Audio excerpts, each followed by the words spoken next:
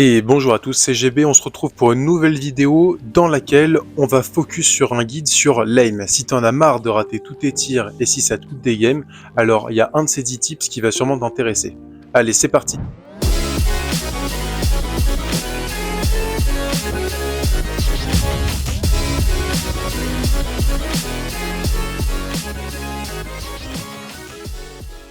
Astuce numéro 1, le double tap. Quand vous jouez à un sniper, pour augmenter les probabilités de toucher votre cible, je vous conseille de tirer 2 balles d'affilée et d'éviter de tirer 3 fois d'affilée, parce que si vous ratez les 3 tirs, le joueur en face peut décider de vous punir en avançant. En fait, en tirant 2 fois d'affilée, l'objectif c'est de réduire les statistiques de raté en tirant dans 2 directions différentes. On va prendre un exemple. Dans le cas où l'adversaire se dirige vers la droite, il y a 3 choix possibles. Il peut dodge à gauche, décider de continuer tout droit vers la droite, et il peut aussi s'arrêter ou bien micro-dodge en faisant des petits mouvements et ça revient à rester sur place. Dans cette situation, si vous ne tirez qu'un seul tir, vous avez une chance sur 3 de toucher, donc c'est pas beaucoup. Et si vous tirez vos 3 cartouches avec un intervalle de temps trop grand, à chaque fois vous avez 33% de chance de toucher. Maintenant, si vous tirez 2 fois d'affilée, va falloir écarter 2 possibilités de dodge, donc vous avez plusieurs options. Soit tirer au milieu puis à droite, ou alors au milieu puis à gauche, ou bien l'inverse, donc ça veut dire tirer à droite puis au milieu, ou alors tirer à gauche puis au milieu. Ou bien il y a un dernier truc, c'est vous pouvez tirer 2 fois au même endroit. Et là vous allez me dire, mais on peut tirer à gauche puis à droite. Et en fait non, ça marche pas parce que vous avez trop d'espace entre les 2 positions. Donc le temps que la deuxième balle arrive, même si le choix était bon, le tir peut quand même rater. Et c'est exactement pour ça que tirer par 3 fois, c'est vraiment pas ouf, parce que le 3e tir, il arrivera trop tard et il augmentera pas les statistiques de toucher plus. Mais déjà, en tirant 2 fois d'affilée, vous augmentez vos chances de toucher de 33% à 66%. C'est énorme, surtout sur une trentaine de tirs par game. Et c'est ce qui m'amène à l'astuce numéro 2. Astuce numéro 2, recharger. Si vous suivez le conseil numéro 1, vous avez remarqué que vous devez marquer un temps d'arrêt après le double tap. Vous pouvez pas renvoyer une double tape immédiatement. L'erreur, c'est de mettre une 3e balle puis une 4e en tirant au coup par coup, car vous repassez sur une proba de 33%. Ce qui m'emmène à la 3e astuce. La 3e astuce, c'est la cadence de tir. Si vous tirez à des intervalles trop réguliers, l'adversaire, en tout cas s'il est bon et qu'il sait s'adapter, il va dodge à chaque fois au moment où vous tirez. Et ça va vous limiter à le toucher.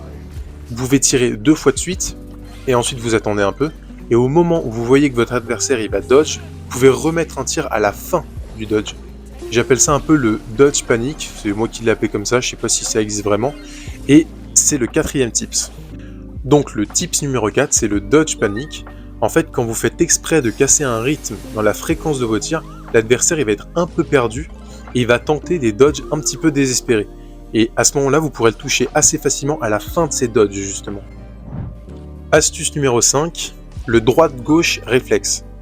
Donc ce tips il est vraiment connu, mais malgré tout il fonctionne super bien parce qu'il exploite un réflexe du corps humain en fait, et même à niveau pro, ce tips il marche et il faut vraiment se faire violence pour pas le faire sans s'en rendre compte. Quand vous touchez votre adversaire, vous pouvez être sûr à 90% qu'il va bouger dans la direction opposée.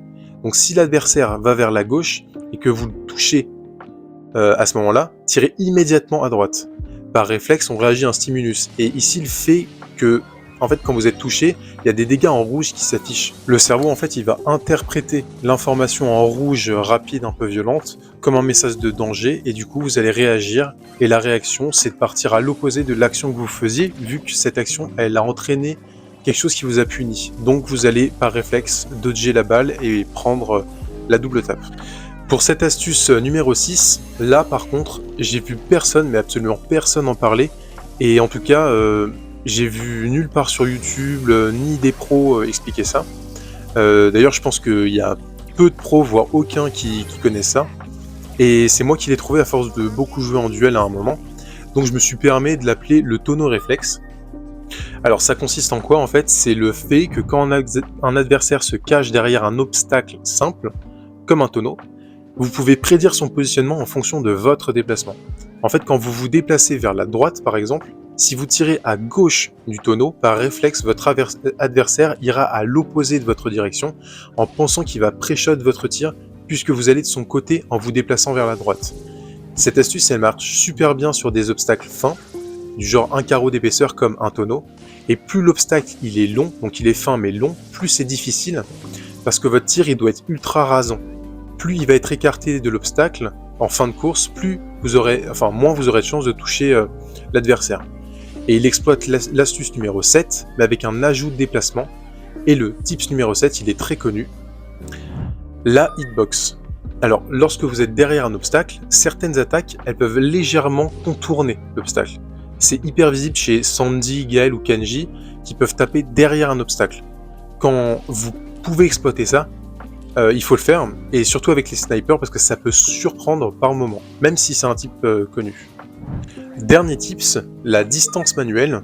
Donc en fait ça correspond à quoi? C'est que quand vous êtes en 1v1, admettons avec votre Piper, c'est intéressant de viser manuellement votre adversaire en permanence, et surtout en match-up miroir ou alors long range contre long range. En fait, servez-vous du marquage pour viser comme d'une règle. Et en fait, ça va vous permettre de savoir où est-ce que vous êtes par rapport à votre adversaire. Est-ce que vous êtes à portée ou non? Si, quand j'avance vers la Piper et qu'elle recule, mon marquage voit qu'il y a à peu près 2 carreaux d'espace entre la fin de mon marquage et la Piper adverse, je sais que elle, en reculant, elle peut me toucher avec le temps de délai du projectile qui va partir, alors que moi, je pourrais pas parce que le temps que mon projectile atteigne la Piper, elle aurait eu le temps de se déplacer. Par contre, si quand je recule, je touche à peine la Piper adverse avec mon marquage, alors je sais qu'elle n'a pas la portée, alors que moi oui. Parce que si elle avance, en fait c'est le cas inverse de ce que je vous ai expliqué au début. Et c'est comme ça que j'arrive à maintenir une distance qui me permet de pouvoir toucher en limitant les risques de me faire toucher en retour. C'est aussi pour ça que lorsque vous avez la position avec un long range, c'est très dur de vous déloger. En fait, vous pouvez reculer pour garder la distance et donc toucher l'ennemi, alors que l'adversaire, lui, il est obligé d'avancer parce qu'il est au spawn, donc il ne peut pas vous toucher si vous reculez. Là, je vais vous donner 2 petites astuces bonus. Donc la première, c'est une astuce un peu qui rejoint l'astuce numéro 8. C'est lorsque vous reculez en tirant, vous êtes hors de portée du tir adverse. Mais l'adversaire qui avance à cause du délai de trajectoire du projectile, lui, il est dans votre portée. C'est pour ça que les projectiles lents comme Byron, BA sont encore plus efficaces avec cette technique, parce que le temps que votre projectile fasse le chemin, vous avez déjà reculé. En fait, l'adversaire, il va pas pouvoir vous toucher, mais le projectile, il est encore sur la map, et s'il avance, il prend le projectile. Dernière astuce bonus, donc là, vraiment, je vous la rajoute pour faire un chiffre rond, comme ça on est à 10 astuces, mais c'est avec arcade, en début de game, quand vous n'avez pas votre tourelle, je vous conseille en fait de tirer à l'opposé de l'adversaire. Vous savez, avec Colt, quand vous voulez mettre un full clip, vous bougez dans la même direction que lui, mais en pré-shotant son déplacement. Et bah avec arcade, c'est l'inverse. Vous bougez à l'inverse de lui, donc vous essayez pas de le suivre, et vous essayez de croiser le perso adverse. Et en fait, vous savez, c'est comme Beau et Léon, vous pouvez choisir de tirer avec un tir un peu plus précis. Enfin, en gros, ça mettra plus de dégâts, mais par contre, en face, c'est plus facile à dodge. Bah avec arcade, quand vous êtes lent, si vous tirez en suivant l'adversaire, dans ce cas-là, ça fait un peu comme un tir de Beau quand vous faites un truc précis. Là, le problème, c'est qu'arcade, il est trop lent, donc ça équivaut à ça. Et au début, vous voulez toucher absolument pour recharger votre tourelle. Et vaut mieux mettre des petits pinches par-ci par-là pour charger votre ult, plutôt que mettre une full rafale qui n'arrivera probablement jamais, parce que dans tous les cas, vous êtes trop lent. Donc essayez de marcher à l'inverse de l'adversaire au début. Là, on se retrouve en game pour tester un petit peu tous les conseils que je vous ai dit. Ce qui est difficile, c'est de tous les mettre en place sur un même moment, de choisir quel est le meilleur. Mais bon, avec l'habitude, ça commence à venir. Là, je suis contre un stu, je sais qu'il est caché, donc j'essaye de lui caler le tonneau réflexe, ça marche. Bon, après, si le joueur est pas trop bête, il se fera pas avoir non plus 2-3 fois.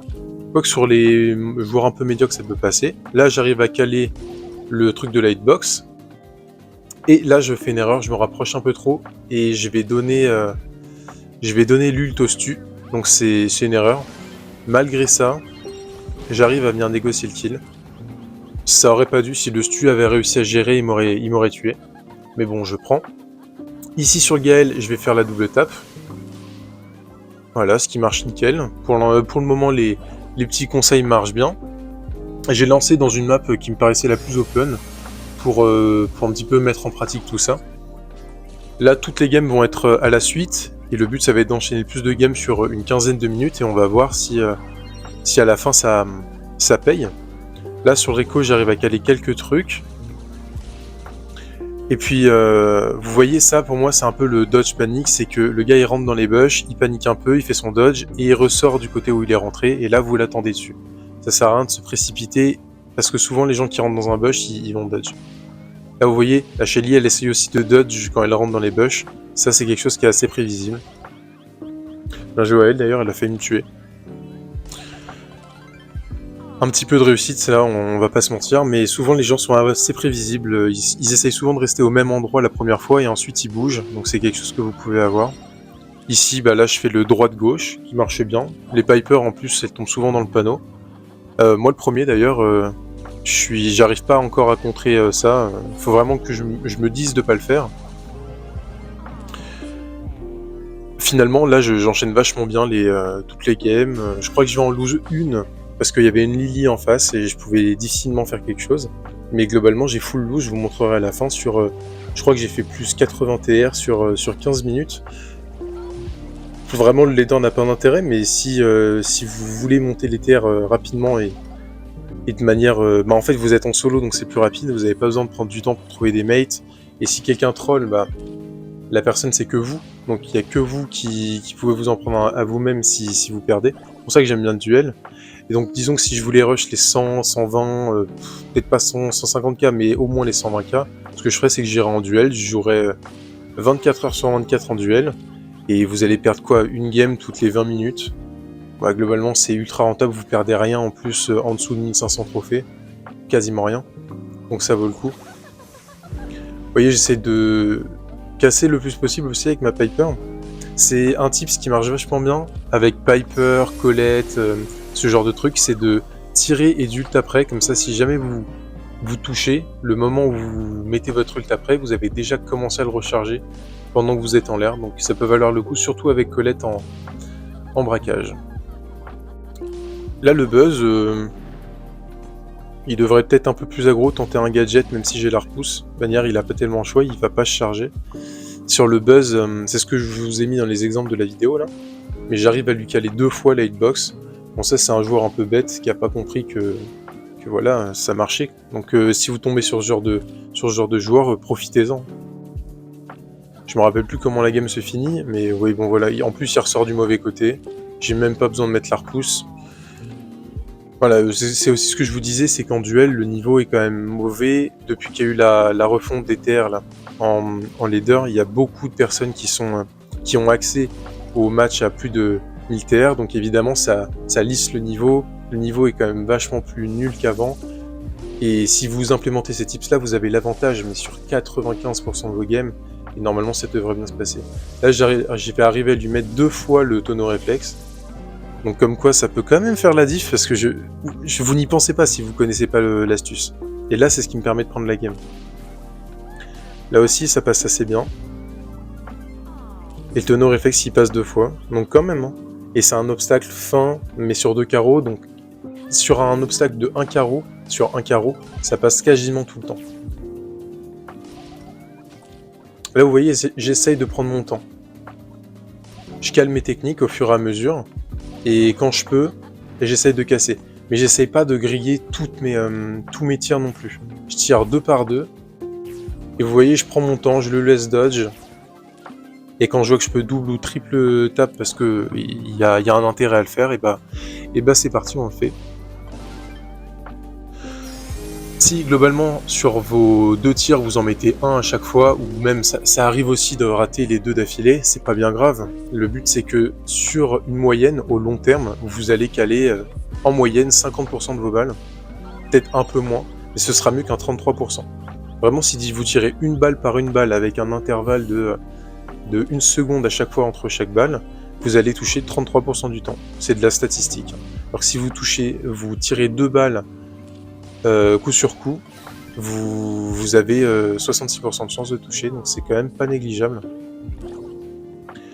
Là je me rappelle aussi que sur la game du Spike, ça a été un peu tendu, parce que le Spike a un bon match-up en map fermée sur la Piper, à cause de son cactus, parce que sinon vous avez le match-up.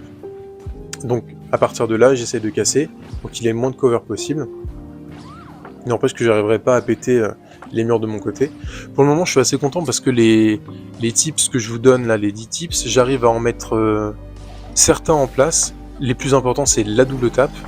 Après la double tape, je dirais que en duel et dans les maps où il y a des petits obstacles, c'est le tonneau réflexe qui est ultra utile. Et puis après, le droite-gauche contre les duels de long range, j'avoue que ça peut sauver pas mal de situations. Là, je vais avoir un peu de réussite. J'aurais clairement pu mourir. Et puis la Colette, elle devrait pas me poser de problème. J'ai un très bon match-up sur la Colette. Vous voyez, elle a encore essayé de dodge quand un joueur rentre dans un bush. Il essaye très souvent de soit ressortir côté mid, soit ressortir là où il est rentré. Donc essayez toujours de, quand la personne rentre dans les bush, vous retirez au même endroit là où il est rentré, et très souvent, plus de 50% des cas, vous allez connecter la balle. C'est un petit peu dommage que cette map elle était disponible en mode Angers Démon parce que ça rajoute une variable. Et puis les pads, un peu pour la speed, ça rajoute une variable aussi. C'est dommage, j'aurais voulu moins de variables possibles pour vous montrer en rush brut ce que ça pouvait donner. J'ai pas pris la curve non plus parce que le but c'est de vous montrer comment avoir du shoot. Donc si je commence à prendre un truc qui auto-aim, c'est quand même pas ouf. Avec la curve, hein, vous visez jamais. Hein. Vous mettez un auto-aim avec la curve, et si vous êtes contre un seul adversaire, ça passe. Par contre, si vous voulez viser un adversaire avec la curve, je vous conseille en long, si elle est à la portée max, de viser la curve, et de pas mettre la curve s'il y a deux adversaires collés, parce que la curve, elle va vouloir toucher les deux, et elle va toucher personne, finalement. Vous voyez que j'essaie de prendre mon temps avec le Jhin, j'aurais pu essayer de focus et grid en avançant plus, mais ça valait pas le coup. Au final, on fait un plus 83 TR, et c'est ce que je vais vous montrer, c'est qu'en fait, on a fait quasiment full win, sauf avec la Lily, et tout ça en une quinzaine de minutes. Donc si vous voulez des TR gratos, allez là-bas, mettez en place les conseils. Bon, c'est la fin du tuto, j'espère qu'il vous aura aidé. Dites-moi dans les commentaires s'il y a des trucs que vous connaissiez pas. Et dites-moi aussi, selon vous, c'est quoi l'une des astuces qui est, selon vous, dans ce que j'ai présenté, la plus importante. Moi, à mon sens, ça reste la double tape. Si vous ne le faisiez pas, je vous conseille de le faire parce que ça va radicalement changer la manière dont vous jouez les snipers et aussi, dans certains cas, les mid-range. Voilà, c'était tout pour moi. On se voit dans 2 jours et à la prochaine.